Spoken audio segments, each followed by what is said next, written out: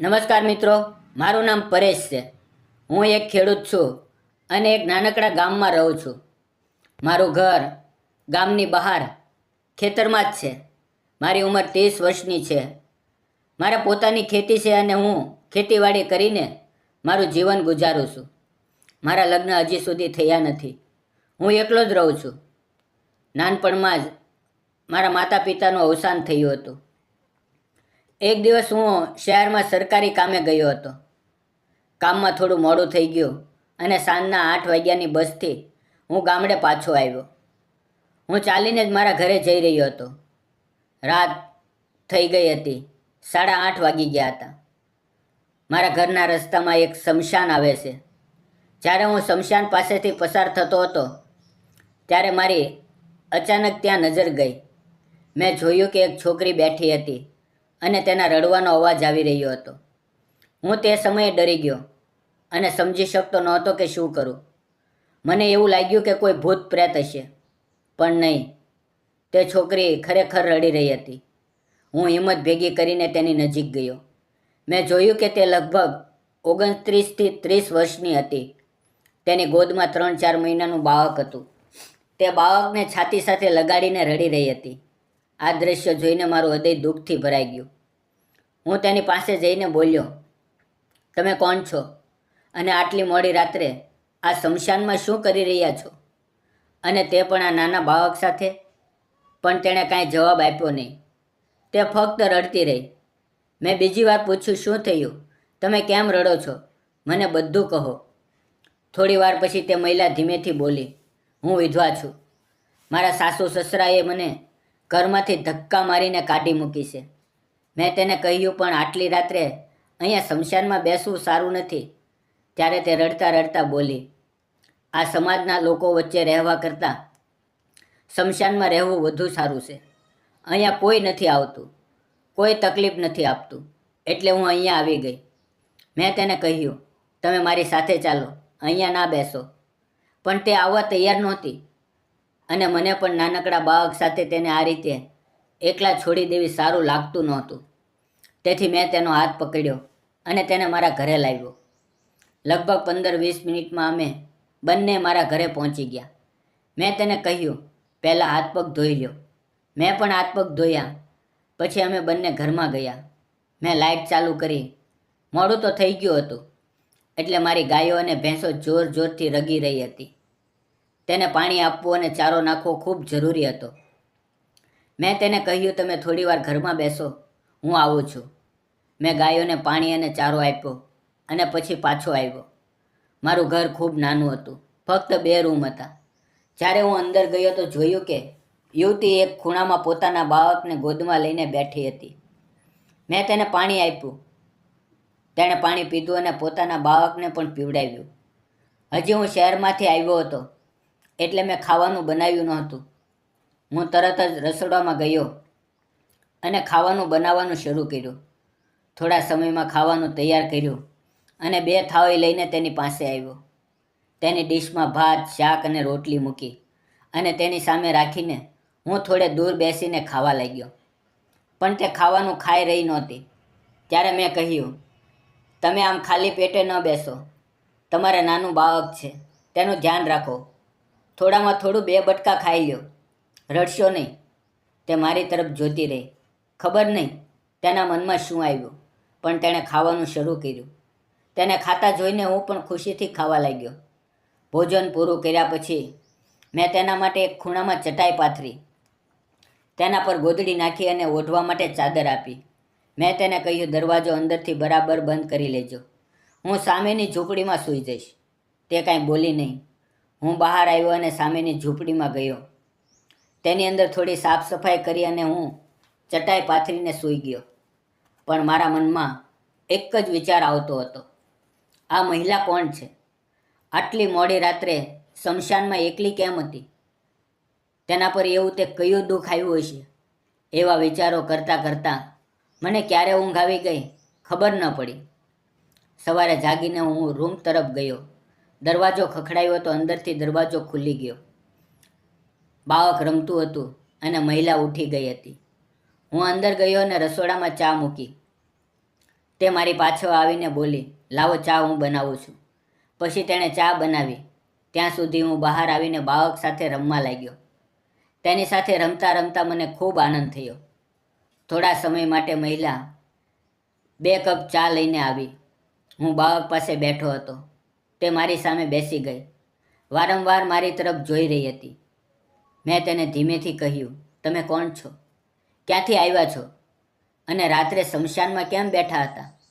તમે કોઈ મુશ્કેલીમાં છો? મને વાત કરો. ત્યારે તે બોલી, મારું નામ સંગીતા છે. હું અહીંયા થોડે દૂર રહું છું. 5 વર્ષ પહેલાં મારા લગ્ન રાજીવ સાથે થયા હતા. મારો પતિ ખૂબ સારો હતો. મને ખૂબ પ્રેમ કરતો. અમે સુખેથી રહેતા હતા. અમારી પાસે થોડી ખેતી હતી. સાસુ સસરા હતા. બધું બરાબર ચાલતું હતું. લગ્નને 4 વર્ષ થયા પછી હું ગર્ભવતી થઈ. પણ નસીબે મારી સાથે મોટો અન્યાય કર્યો. મારા પતિનું એક બીમારીમાં મૃત્યુ થયું અને હું એકલી રહી ગઈ. મને ખૂબ દુઃખ થયું, પણ પેટમાં બાળક માટે જીવવું જરૂરી હતું. થોડા સમય પછી મેં એક સુંદર દીકરીને જન્મ આપ્યો. પણ મારા સાસુ સસરા અને દેવર મને નાપસંદ કરવા લાગ્યા. તેને લાગ્યું કે હું મિલકતમાં મારો હક માંગીશ અને નાનો દેવર તો મારી સાથે છેડછાડ કરતો.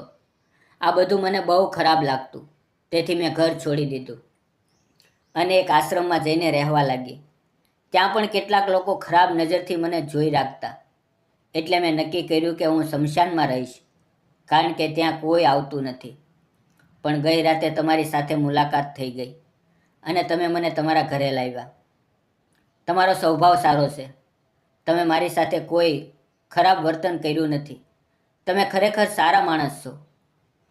ચા પીધા પછી તે બોલી, હવે હું જાઉં છું. મેં તેને પૂછ્યું, તમે ક્યાં જશો? તમારું કોણ છે? તે બોલી, આ દુનિયામાં મારું કોઈ નથી. હું અનાથ છું. તેની વાત સાંભળીને મને બહુ દુઃખ થયું. તે જવા લાગી ત્યારે મેં તેને રોકી લીધી. મેં કહ્યું, તમે અહીંયા જ રહો. તે મહિલા થોડી વાર વિચારમાં પડી ગઈ અને પછી બોલી, હું અહીંયા રહીશ તો ખાશું શું? મેં તેને કહ્યું, મારી પાસે થોડી જમીન છે. તમે મને ખેતરમાં કામમાં મદદ કરજો. હું તમને મહેનતાણું આપીશ. તેણે થોડી વાર વિચાર કર્યો અને પછી રાજી થઈ ગઈ અને બોલી, હું સામેની ઝૂંપડીમાં રહીશ. પછી અમે બંનેએ મળીને ઝૂંપડી સાફ કરી. મેં તેને થોડાક વાસણો આપ્યા અને થોડુંક કરિયાણું આપ્યું. મારી પાસે થોડી જમીન હતી. તે રોજ ખેતરમાં કામ કરવા આવતી. આમ ધીમે ધીમે દિવસો પસાર થતા ગયા.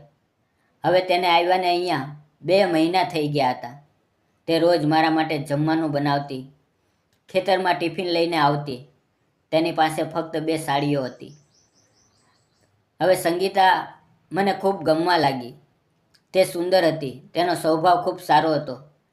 એક રવિવારે હું બજારમાં ગયો અને આવતે સમયે તેની માટે થોડીક સાડીઓ અને બાળક માટે કપડાં અને નાસ્તો લાવ્યો. આ બધું જોઈને સંગીતાની આંખોમાં આંસુ આવી ગયા. તે મારી તરફ જોઈ રહી હતી. અમારી નજરો મળી. તેણે મને ધીમેથી પૂછ્યું, પરેશ, તમે મારા માટે આ બધું શા માટે કરો છો? મેં તેને હસતા હસતા કહ્યું, સંગીતા, એવું ખાસ કોઈ કારણ નથી. હું ફક્ત માનવતાના નાતે કરું છું. તે થોડી શરમાઈ ગઈ અને બોલી, હું તમારો ઉપકાર કેવી રીતે ઉતારું? તમે મારા પોતાના લોકોએ ક્યારેય નથી કર્યું તે મારા માટે તમે કરો છો. થોડીવાર પછી તેને ભોજન બનાવ્યું અને મને કહ્યું, આજે તમે મારા ઘરે ભોજન કરવા આવો. હું ઝૂંપડીમાં ગયો. તેણે ઝૂંપડીને સુંદર રીતે સજાવી હતી. નાનો દીવો જલતો હતો. દીકરી ઊંઘી ગઈ હતી. જમવાનું ખૂબ પ્રેમથી તૈયાર કરેલું હતું. અમે બંને સાથે ભોજન કરવા બેઠા. તે વારંવાર મારી તરફ પ્રેમથી જોતી હતી. તેના ચહેરા પર એક ખુશી હતી. તે દિવસે સંગીતા મને મારા દિલની ખૂબ નજીક લાગી. ભોજન પછી તેણે પૂછ્યું, તમે એકલા કેમ છો?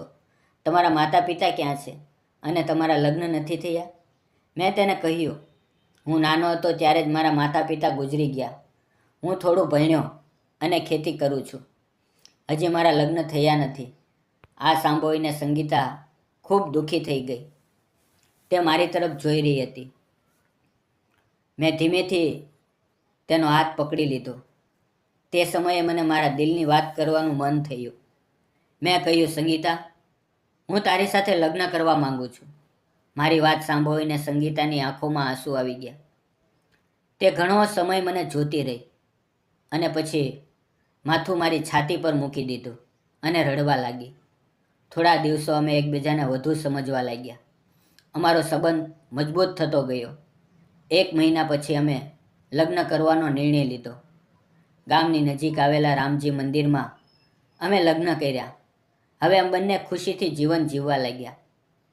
અમારી નાની દીકરી પણ મોટી થવા લાગી. અમારા બંનેનું જીવન ખુશી અને સંતોષથી ભરાઈ ગયું. મિત્રો, તમને શું લાગે છે? મેં અને સંગીતાએ લગ્ન કર્યા એ સાચું કર્યું કે ખોટું? તમારા વિચાર કોમેન્ટમાં જરૂર જણાવજો. મિત્રો, જો દિલમાં સાચો પ્રેમ અને માનવતા હોય તો એ સંબંધ વધુ મજબૂત બને છે. માનવતાને પ્રેમ કરો અને એકબીજાને સમજો, કારણ કે અપનાપણું જ જીવન જીવવાની સાચી શક્તિ છે. મિત્રો, વિડીયો પસંદ આવ્યો હોય તો વિડીયોને લાઇક, શેર અને સબસ્ક્રાઈબ કરવાનું ભૂલતા નહીં. ફરી મળશું એક નવા વિડીયોમાં. ત્યાં સુધી આવજો. વિડીયો પૂરો જોવા બદલ આપ સૌ મિત્રોનો ધન્યવાદ. મિત્રો, વિડીયોમાં આવેલા નામ, પાત્ર અને ઘટના ફક્ત કાલ્પનિક હતા. તેનો કોઈ પણ જાતિ, ધર્મ કે કોઈ સંસ્થા સાથે સંબંધ નથી. આ વિડીયો માત્ર મનોરંજન અને શૈક્ષણિક ઉદ્દેશથી બનાવવામાં આવ્યો હતો. તેને અન્યથા ના જોશો. ફરી મળશું એક આવી જ વાર્તા સાથે. ત્યાં સુધી આવજો.